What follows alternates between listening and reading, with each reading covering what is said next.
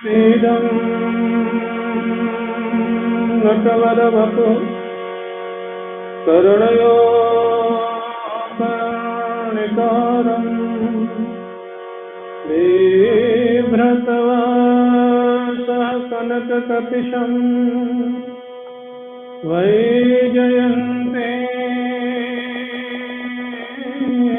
चमाला रन्ध्रवाणवेणाधर सुधया पूरयन् गोपवृन्दैः वृन्दारण्यं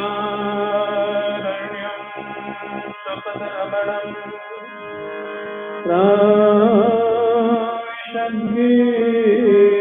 प्राविशद्गीतकीर्तिः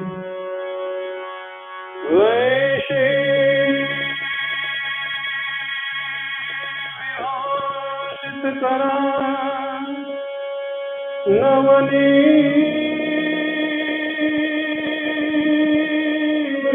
नवनीरदाभा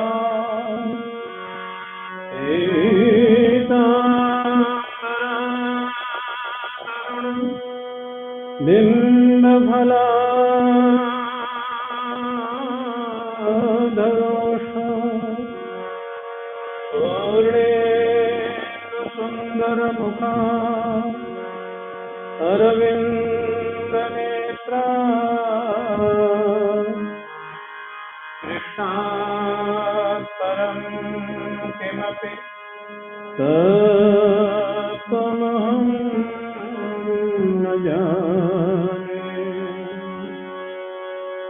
श्रीराधा मेरी स्वामिनी, राधा मेरी सामने, मैं राधे को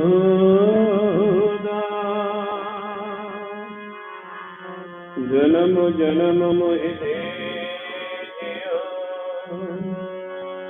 श्री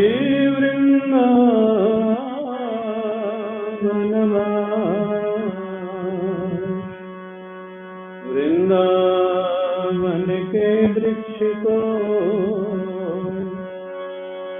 वृंदावन के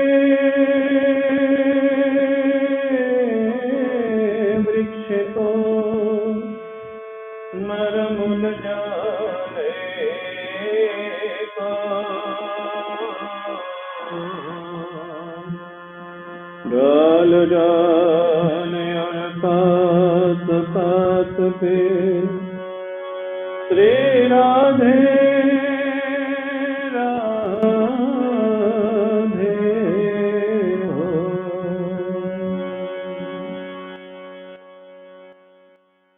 परम पूज्य प्रातः स्मरणीय श्री सद्गुरुदेव भगवान के श्री चरणारविंदों में साष्टांग प्रणाम। श्री राधा रानी को साथ में लेकर के गोपियां भगवान कृष्ण को खोजने लग गई। वो महाराज जमुना जी का पुलिन, वो विलक्षण वहाँ का वातावरण, जहाँ महाराज रात्रि में भी भौरे गुंजार कर रहे हैं। यहाँ लिखा भागवत में, यद्यपि भौरे रात्रि में गुंजार नहीं करते, लेकिन जब भगवान की लीला हो रही भौरे गुंजार कर रहे हैं। जमुना जी का निर्मल पानी कल कल कल करके बह रहा है। मालती के पुष्प की सुगंध फैल रही है। शरद पूर्णिमा का रात्रि का समय हल्की हल्की ठंडी है। जैसा इस समय वातावरण है ना, जैसा मौसम ऐसे ही वातावरण है। इसी समय भगवान का रासलीला हुई थी। तो महाराज जो खोज रही जमुना जी के किनारे किनारे किनारे किनारे बहुत घने जंगल में चली जाती खोजती हुई। चरण चिन्ह मिल रहे हैं ठाकुर जी के। ठाकुर जी भी लीलाधारी। इतने घनघोर जंगल में चली गई गोपियां खोजती खोजती कि जहां चंद्रमा की चांदनी का प्रकाश भी नीचे तक नहीं पहुंच रहा था। इतने घने पेड़ थे, इतने घने जंगल थे कि चांदनी पेड़ों के ऊपर रह जाती थी, जमीन पे नहीं आ पा रही थी। जैसे यहाँ हाल की छत पड़ी है तो चांदनी नीचे नहीं आई। इतने घनघोर जंगल था। आगे पद चिन्ह मिल रहे हैं और अंधेरा भी है, हल्का उजाला भी है। गोपियों को कोई चिंता नहीं, कोई जंगली जानवर मिलेगा, कोई समस्या होगी, कृष्ण प्रेम का रास्ता ही ऐसा, सारे भय दूर हो जाते हैं। श्री कृष्ण के लिए व्यक्ति जब पागल होता है, दुनिया का कोई भय रहता नहीं। बहुत दूर तक चली गई और इतना घनघोर जंगल आने लग गया कि गोपियों के चरणों में कांटे चुभने लग गए। कांटे चुभने लग गए तो गोपियों ने मिलकर के निर्णय किया कि अब अपने को वापस चलना चाहिए। क्यों? कांटे चुभ रहे हैं इसलिए वापस चलना चाहिए? नहीं, एक एक पंक्ति में आप देखेंगे गोपियों का प्रेम कितना अलग है। दुनिया के प्रेम से गोपियों का प्रेम कितना अलग है। गोपियां कहती हैं जो कांटे हमारे चरणों में बाद में चुभ रहे हैं, हमारे कारण श्री कृष्ण और अंदर अंदर जाते जाएंगे, वो कांटे हमारे श्री कृष्ण के चरणों में हमसे पहले चुभ जाएंगे, तो हमारे कारण हमारे ठाकुर के पैरों में कांटे चुभेंगे। ये कष्ट हम अपने ठाकुर को नहीं देंगे, श्री कृष्ण को नहीं देंगे। हम उनको मिलेंगे कि नहीं मिलेंगे वो हमारी समस्या है, वो हमको दर्शन देंगे कि नहीं देंगे वो हमारी समस्या है। हमारे किसी कारण से हमारी ठाकुर को कष्ट हो, ये हमको स्वीकार, इसका नाम प्रेम है। हमारा जीवन चला जाए तो चला जाए, लेकिन कृष्ण को कष्ट नहीं होना चाहिए। वो लौटने लग गई, वहां से लौट करके जमुना पुलिन पे आ गई। अब जमुना पुलिन पे तो आ गई, लेकिन अब क्या करें, श्री कृष्ण मिले नहीं, वापस रास्ते खोज बंद हो गई, श्री कृष्ण का मिलना हुआ नहीं, तो अब खाली क्या करें।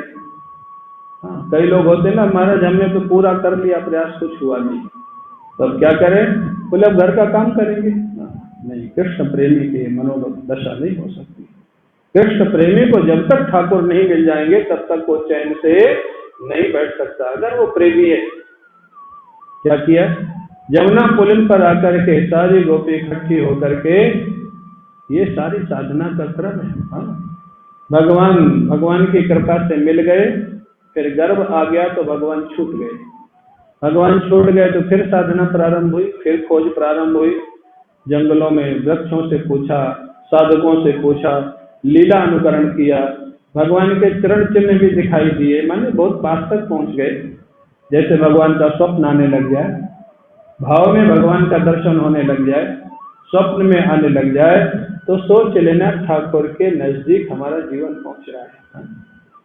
संत के दर्शन होने लग जाए, ठाकुर के मंदिरों के दर्शन होने लग जाए, ठाकुर के दर्शन होने लग जाए, और ठाकुर अगर स्वप्न में कुछ बोलने लग जाए तब तो कहना ही क्या है, कुछ आदेश देने लग जाए, कुछ आपको बताने लग जाए, तो सोच लेना बहुत नजदीक पहुंच गए। एक दिन अचानक ही ऐसे जागृत में दर्शन हो जाएंगे ठाकुर के। अब महाराज एकांत में जाकर के सब गोपियां इकट्ठी हो गई यमुना जी के किनारे। अब रहा भी नहीं जा रहा है, क्या करें भगवान कृष्ण के बिना। तो भगवान कृष्ण की स्तुति करने लग गई, प्रार्थना। इसी प्रार्थना का नाम है गोपी गीत। गोपी गीत जिसको गोपी गीत बोलते हैं, प्रार्थना का नाम है। करुण क्रंदन का माने जमुना पुलिन पर खड़ी होकर के गोपियां कृष्ण के लिए जो रुदन करती हुई कृष्ण को पुकारती है, इस करुण क्रंदन के पुकार का नाम गोपी गीत है। इसका नाम फिर गोपी गीत क्यों पड़ा? गोपी गीत का अर्थ होता है गोपियों ने जो गाया, गीत माने गान, जो गोपियों ने गाया उसका नाम गोपी गीत। तो इसका नाम गोपी गीत क्यों पड़ा? क्या गोपियों ने गाया? नहीं, गोपियों ने तो रो रो करके कृष्ण को पुकारा। फिर गोपी गीत नाम क्यों पड़ा?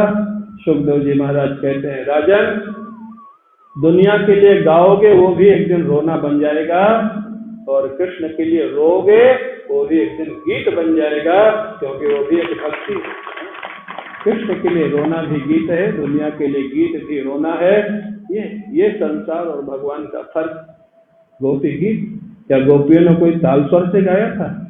क्या गोपियों ने कोई माने सिस्टम से म्यूजिक के साथ गाया था? नहीं, ये छंद निश्चित हुआ बाद में, संतों ने निश्चय किया। कनक मंजरी छंद, गोपी गीत के जो श्लोक है कनक मंजरी छंद में गाए गए।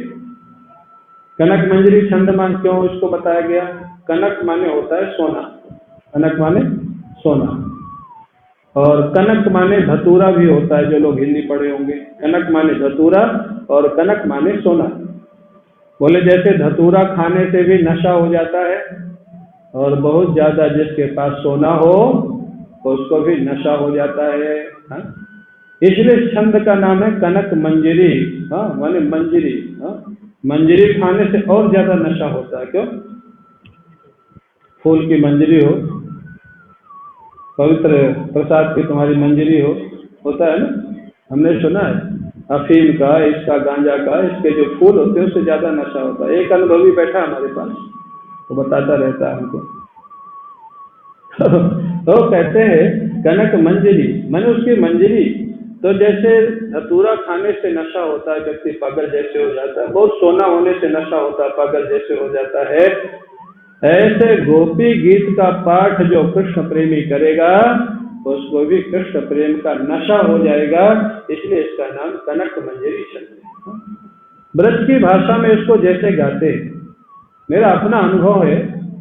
मैं जब पढ़ता था वृंदावन में, और सावन में रासलीला होती थी, वहां भी होती है। पहले 1 महीना होती थी, अभी 15 दिन होती है। बड़े बड़े रासलीला के लोग, श्री राम स्वरूप जी, श्री हरगोविंद जी, इस समय देवकी नंदन जी है, उस समय दोनों बहुत पॉपुलर थे। राम स्वरूप जी की रासलीला और हरगोविंद जी के द्वारा चैतन्य लीला, चैतन्य महाप्रभु की लीला, बड़े बड़े संत लोग देखते जाते थे, कितनी सुंदर लीला करते थे। एक दिन महाराष्ट्र की लीला थी, मैं भी रासलीला देखने गया था। राम स्वरूप जी ने गोपी गीत का पाठ स्वयं किया महाराज की लीला में। और उस समय मैंने पढ़ा नहीं था भागवत, मैं जानता नहीं था गोपी गीत क्या है।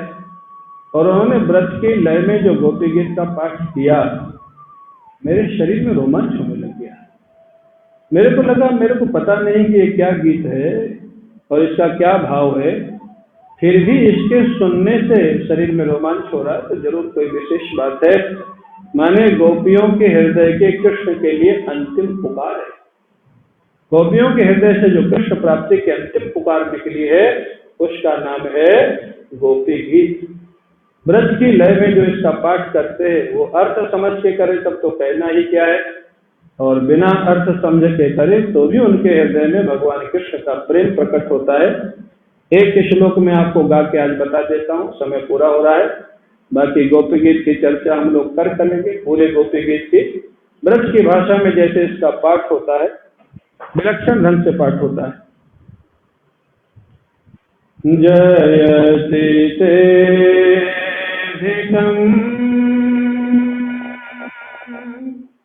जन्मना प्रजः सयत इंदिरा शशदत्र हि दयित दृश्यता